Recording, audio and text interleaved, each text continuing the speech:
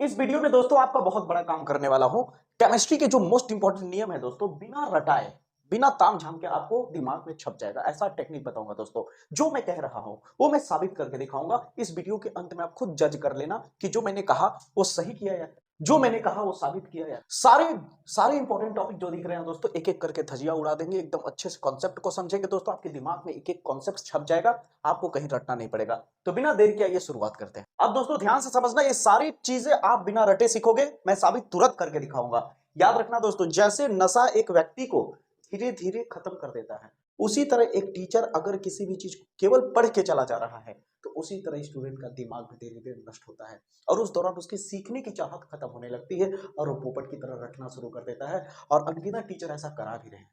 लेकिन आप रटने के पीछे मत भागो, सीखने के पीछे भागो। वो एक बार अगर घुस गया दिमाग में ना तो उतरेगा जल्दी नहीं। जैसे यहाँ वन ठप गुणांक है, भाड़ में गया परिभाषा, भाड़ में गया फार्मूला। पहले जो बता रहा हूँ कॉन्सेप्ट समझो। पहले तो ये समझो वन ठप गुणांक एक्चुअली में है क्या। वन ठप गुणांक बताता क्या है। वन ठप गुणांक अणुओं की संख्या, जो पार्टिकल्स होते हैं, ठीक ना, अणु कह लो, आयन कह लो या कण कह लो, उनकी संख्या बताता है कि कितनी गुना बढ़ रहा है, कितना गुना घट रहा है। यानी अणुओं की संख्या को तय करता है, सीधी सी बात है। समझ आई मेरी बात है? जैसे कहने का मतलब है, आप समझना ना, जैसे मान लो सपोज दैट मेरे पास यहाँ पे है AlCl3 है, ठीक है। क्या है? AlCl3। फील करना, थोड़ा महसूस करना। अभी मान लो क्या हो गया, आगे जाके अभिक्रिया हुआ, अभिक्रिया होने के बाद एक टूट गया है Al प्लस और Cl माइनस, यहाँ पे आ जाएगा 3। इतना तो आपको पता ही होगा। ये दो हिस्सों में टूट जाएगा। कितने हिस्सों में टूट जाएगा? दो हिस्सों में। एल्युमिनियम एक बार है, कितने बार एल्युमिनियम है? एक बार। 3 प्लस होता है इस पे। क्लोरीन कितने बार है? 3 बार। क्लोरीन पे कितना चार्ज होता है? 1। ध्यान से सुनना। अब ये बताता क्या है, देखना ना, ये बताएगा क्या, सुनना मेरी बात, क्या बताएगा। यहाँ पे अभिक्रिया होने के बाद, यानी वियोजित होने के बाद, टूटने के बाद, इसके कितने अणु हैं या कितने परमाणु हैं, कुछ भी, या कितने आयन हैं। तो ध्यान से देखोगे तो एल्युमिनियम एक बार है, क्लोरीन 3 बार है, ठीक है। तो इसको तुम लिखो बटे के ऊपर। और टूटने से पहले टोटल कितने बार है, तो आप कहोगे टोटल जाहिर सी बात है एक बार है सर, क्योंकि AlCl3 कितने बार है? पूरा एक बार है, तो इसको लिख दो नीचे एक। अब इसका जो आंसर आएगा इसे ही बोला जाता है आई, इसे बोलते हैं वन ठप गुणांक। अब ध्यान से सुनो, मैंने क्या किया। मैंने क्या किया, एक तरह के क्या था हमारे पास, एक अणु था। ये क्या है? अणु है, ठीक है, ध्यान से समझना। अभी क्या हुआ, इसकी अभिक्रिया हुआ तो क्या हुआ? वियोजित हुआ, टूटा। जब कोई चीज जुड़ा हो और आगे जाके टूट जाए तो इसे कहते हैं वियोजित होना। और अगर ये अलग अलग हो, आगे जाके जुड़ जाए तो इसे बोलते हैं संगुणन। समझ आए मेरी बात है? जुड़ना, ठीक है। अब हुआ क्या, मैंने किया क्या कि जो टूट गए, वियोजित हो गए, ठीक है, तो इसके अणुओं की संख्या मैंने लिखी यहाँ पे। समझ रहे हो मेरी बातें? कणों की संख्या लिखी और टूटने से पहले यहाँ पे जो था उसके कणों की संख्या को नीचे लिखा। यही किया ना। अब इसे ध्यान से समझो। आई बराबर क्या है? वियोजित या संगुणन के बाद कणों की संख्या। ये कणों की संख्या वियोजित होने के बाद, वियोजित कौन है? ये वियोजित होने के बाद। वियोजित होने के बाद कहाँ है? ये अभी वियोजित हुआ है नहीं ना। अब यहाँ टूट गया तो इसका मतलब वियोजित हो गया। तो वियोजित होने के बाद शब्द किसके लिए काम कर रहा है? इसके लिए। तो वियोजित होने के बाद कणों की संख्या जो है ऊपर में, और वियोजित होने से पहले कणों की संख्या पूर्व, यानी, समझ रहे हो? अब इसका क्या किया तुमने? अनुपात निकाला, बटे निकाला, किया कि नहीं? और इसी ही अनुपात को क्या बोला गया? आई। और आई क्या है? वन ठप गुणांक। अब परिभाषा पढ़ना जरा, मजा आ जाएगा। किसी अणु संख्य गुणधर्म के प्रायोगिक मान तथा सामान्य मान के अनुपात को वन ठप गुणांक कहते हैं। अब आप कहोगे अरे ये तो अलग हो गया सर, यहाँ कुछ और समझा रहे हैं, यहाँ कुछ और है। आप पलट दो, परिभाषा चेंज कर दो। किसी अणुसंख्य गुणधर्म, अब यहाँ परिभाषा चेंज कर दो। किसी अणुसंख्य गुणधर्म के लिए वियोजन या संगुणन के बाद के कणों की संख्या तथा वियोजन या संगुणन के पूर्व कणों की संख्या का अनुपात जो होता है उसे ही वन ठप गुणांक कहते हैं। समझे? या आप इसे ही लिख लो, ये ऊपर जो लिखा हुआ उसका मतलब ही है असामान्य अणुसंख्य गुणधर्म। असामान्य यानी, असामान्य का मतलब जहां रिएक्शन होने के बाद जो मिला, टूटने के बाद जो मिला या जुड़ने के बाद जो मिला। और सामान्य गुणधर्म यानी, सामान्य यानी जनरल, जो पहले था। समझ आई मेरी बातें? तो चाहे आप इसे ले लो या इसे ले लो। अब बताओ, वन ठप गुणांक एकदम क्लियर हुआ। जरा इसे आप बता सकते हो, NaCl का आई का वैल्यू क्या होगा? कमेंट में करना, जवाब देना कमेंट में। Na2SO4 का जरा बताना क्या होगा आई का वैल्यू।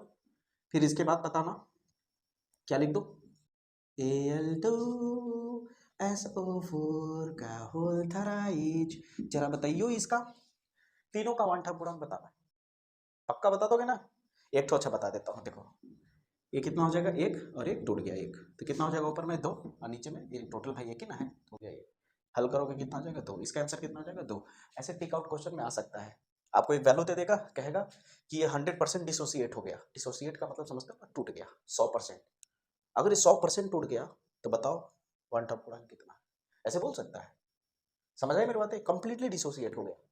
और एक बात और जानकारी के लिए बता दो, टिक आउट में ये भी पूछा जा सकता है, अगर वान ठाप गुणांक का मान, ध्यान से समझना, अगर वान ठाप गुणांक का मान 1 से अधिक है तो बताइए वो वियोजित हो रहा है या संगुणन हो रहा है या दोनों हो रहा है या इनमें से कोई नहीं। तो हमेशा याद रखना, वान ठाप गुणांक जो आई होता है उसका वैल्यू अगर कभी हमेशा 1 से अगर ज्यादा रहे, अगर आई का वैल्यू 1 से ज्यादा है तो पक्का वो टूट रहा है, वियोजित हो रहा है। और अगर वान ठाप गुणांक का वैल्यू 1 से कम है तो संगुणन हो रहा है। संगुणन जब भी वो जुड़ता है तो उसका वैल्यू हमेशा 1 से कम मिलेगा, और जब वो टूटता है तो उसका वैल्यू 1 से अधिक मिलता है। ये बात याद रखना, टिक आउट में पूछा जा सकता है। मजा आया तो लाइक करो, अब आगे बढ़ते हैं। अब दोस्तों कोलराउस के नियम को देखना, फिर से बात करूंगा कि परिभाषा या भाड़ में, पहले इसके कॉन्सेप्ट को क्लियर कर लेते हैं। सबसे पहले समझो कोलराउस का नियम एक्चुअली में बताना क्या चाहता है, पहले फील करो। सबसे पहले आपको ये 10th क्लास में याद होगा कि अगर कोई तार है, कोई चालक तार है, तो इसमें जब करंट भेजी जाती है तो इसको रोकने के लिए कौन होता है, रेजिस्टेंस यानी प्रतिरोध होता है, ठीक है। और प्रतिरोध है तो इसकी प्रतिरोधकता सिग्मा हुआ करता था, याद होगा आपको, ठीक है। ये प्रतिरोधकता है सिग्मा, ये किस पे डिपेंड करता था, ये तार की प्रकृति पे। तो उसी तरह यहाँ भी काम होता है करंट को भेजना, एक तरफ से दूसरी तरफ तार नहीं रहेगा तो करंट कैसे फ्लो करेगा। उसी तरह से यहाँ हम एक इलेक्ट्रोलाइट लेते हैं, ये लिक्विड फॉर्म में होता है, विलियन के फॉर्म में होता है, समझ आया। और इसे हम लोग बोलते हैं वैद्युत अपघट्य।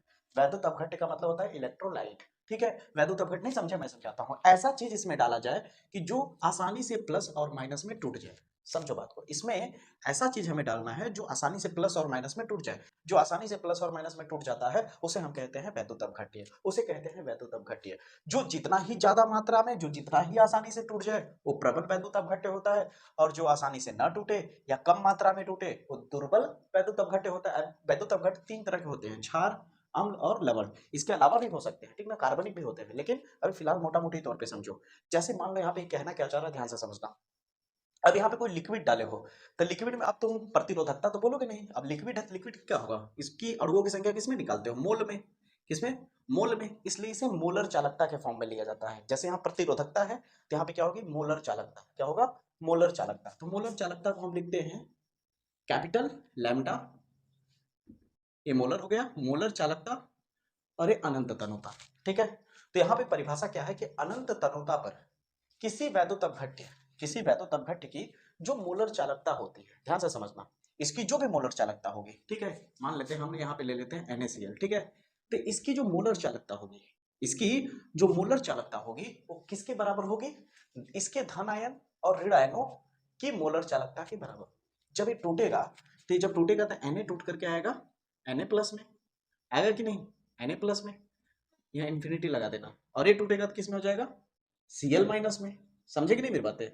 तो यहाँ जब ये आयंस में होते हैं तो स्मॉल लैम्डा का इस्तेमाल करते हैं, जब ये टूटता है तो स्मॉल लैम्डा में लिखा जाता है, ठीक है। समझ आई मेरी बातें, कुछ भी ले सकते हो आप यहाँ पे, आप चाहो तो CH3COOH भी ले सकते हो, समझ आई मेरी बातें। आप तोड़ दो, तोड़ोगे तो क्या होगा, ये अलग हो जाएगा, स्मॉल लैम्डा में CH3COO माइनस आ जाएगा और प्लस हो जाएगा H प्लस। समझे कि नहीं मेरी बातें, इंफिनिटी लगा दो। तो यहाँ पे कह रहा है कि आयनों की मोलर चालकता, इस आयन की मोलर चालकता और इस आयन की मोलर चालकता का जो योग होता है वो किसके बराबर होता है, अनंत तनुता पर किसी विद्युत अपघट्य, जो विद्युत अपघट्य डाला है मैंने, ठीक ना। तो जो जैसे मान लो सपोज दैट इसके अंदर मैं विद्युत अपघट्य डालना चाहता हूँ NaCl का, तो इसके डालने से पहले इसकी मोलर चालकता पहले ही अगर मैं निकाल लूं, जिसे कैपिटल लैम्डा कहते हैं, इसकी मोलर चालकता निकाली कैसे जाती है वो मेरे न्यूमेरिकल वाले वीडियो में आपको मिल जाएगा, यहाँ पे थंबनेल दिख सकता है, ठीक है। आप एकदम और डिटेल में इसे सीख सकते हो, फिर भी मैं यहाँ पे पूरा कोशिश कर रहा हूँ आपको फील कराने की। तो मान लो इसको डालने से पहले इसकी मोलर चालकता कुछ है, मान लीजिए, ठीक है, मान लीजिए x है, ठीक है, क्या है x। और जब इसको मैंने डाल दिया तो ये 2 हिस्सों में टूट गया, डालने के बाद एक प्लस में टूट गया और माइनस में टूट गया। तो इसकी प्लस की अलग से मोलर चालकता निकाली, माइनस की अलग से मोलर चालकता निकाली, क्या होता है मोलर चालकता वहां पे देखने को मिल जाएगा वीडियो में, ठीक है। और इनको भी जोड़ा जाओ तो किसके बराबर आ गया, x के बराबर आ गया। यही कोलराउस का नियम है, यही कोलराउस अपने नियम में कह रहे हैं, ध्यान से पकड़ोगे तो समझ जाओगे। अनंत तनुता पे इंफिनिटी लगा दिया गया, अनंत तनुता पर, ठीक है, किसी विद्युत अपघट्य, अब देखो विद्युत अपघट्य समझ गए ना, विद्युत अपघट्य विलयन क्या होता है, कि मोलर चालकता, ठीक है, उसकी चालकता कैसी है, ठीक है, उसके सभी धन आयन और ऋण आयनों, अब जब इसमें डाल दोगे तो किसमें टूट जाएगा, धन आयन और ऋण आयन में। तो धन आयन की संख्या टोटल कितनी है और ऋण आयन की संख्या टोटल कितनी है, तो धन आने वाले की मोलर चालकता और ऋण आने वाले की मोलर चालकता अलग से जब निकाल लेंगे तो दोनों का जो योगफल होगा वो किसके बराबर हो जाएगा, डालने से पहले वाले के मोलर चालकता के। यही कोलराउस अपने नियम में कह रहे हैं। ये लिखने के बाद आप इसको जैसे ही लिखोगे तो आपका कोलराउस का नियम कंप्लीट हो जाएगा। अब राउल्ट के नियम को बड़ा ध्यान से समझना दोस्तों। जैसा आपने कभी सुना होगा कि किसी एक चीज को सीखते सीखते कभी कभी कई सारी चीजें भी पता चल जाती है।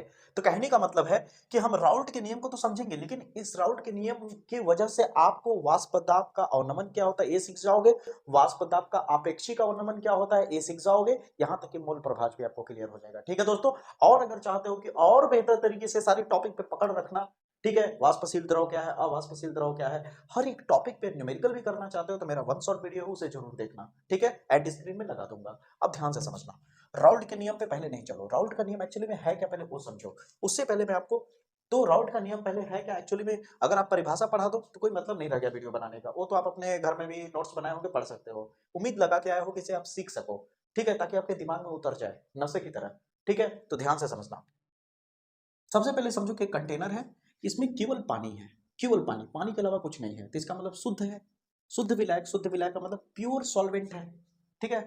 तो इसको जब हम धीरे धीरे गर्म करेंगे, ध्यान से समझना, गर्म करेंगे तो धीरे धीरे गर्म होगा, गर्म होगा, गर्म होगा, तो इसके सतह पे ये पानी क्या करेगा, पानी के कण दबाव डालने लगेंगे, दबाव क्यों डालेंगे नीचे की तरफ, ताकि वो ऊपर उड़ सके, क्या बन के, वाष्प बन के, भाप बन के। तो एक ऐसी अवस्था है कि गर्म होते होते ये पानी भाप बन करके उड़ना शुरू कर देगा, समझ आई मेरी बात है। तो ये पानी की जो भाप बन करके वाष्प बन के उड़ने लगा, तो वाष्प ने क्या किया, नीचे दाब लगाया, वाष्प ने क्या किया, नीचे दाब लगाया, तब ऊपर गया।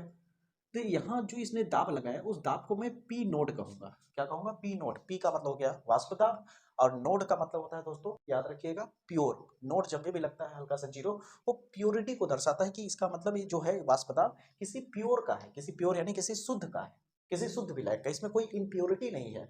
अब यहाँ पे ये बात तो आपको समझ आ गया, ध्यान से समझना बड़ा मजा आएगा। अब यहाँ पे ध्यान से समझना दोस्तों, अब यहाँ पे क्या किया मैंने, यहाँ पे मैंने कुछ चीजें डाल दी, रेड रेड कलर का दिख रहा है, पहले शुद्ध था पानी, अब मैंने इसमें कुछ चीजें डाल दी। अब जैसे ही डाल दी तो लेकिन ये रेड वाली चीजें जो डाली है, ये रेड वाली जो चीजें हैं जिसे आप विलेय कह रहे हो, ये विलेय जानते हो कैसा पदार्थ है, अवाष्पशील पदार्थ मैंने डाला। अवाष्पशील का मतलब होता है कि जब इसे तुम गर्म करोगे, गर्म करने पे होगा क्या कि धीरे धीरे गर्म होता जाएगा, होता जाएगा, फिर भाप बनने की बारी आएगी, तो भाप बनने की जब बारी आएगी, वाष्प बनने की जब बारी आएगी, तो पानी तो वाष्प बनना शुरू कर देगा, लेकिन ये जो रेड रेड पार्टिकल है वो वाष्प नहीं बनेगा, यानी वाष्प में नहीं बदलेगा, ये वेपराइज नहीं होगा, क्यों, क्योंकि अवाष्पशील है, नाम में ही देखो अवाष्पशील, वाष्पशील का अ लग गया, यानी अवाष्पशील, यानी ये भाप नहीं बनाएगा। तो ये जो रेड वाले पार्टिकल हैं ये वाष्प में तो बदलेगा नहीं, लेकिन जगह फालतू का छेक के बैठा हुआ है, तो ये जो पानी भाप बन रहा है वो आसानी से भाप बन नहीं पाएगा, इसका मतलब उतना प्रेशर लगा नहीं पाएगा।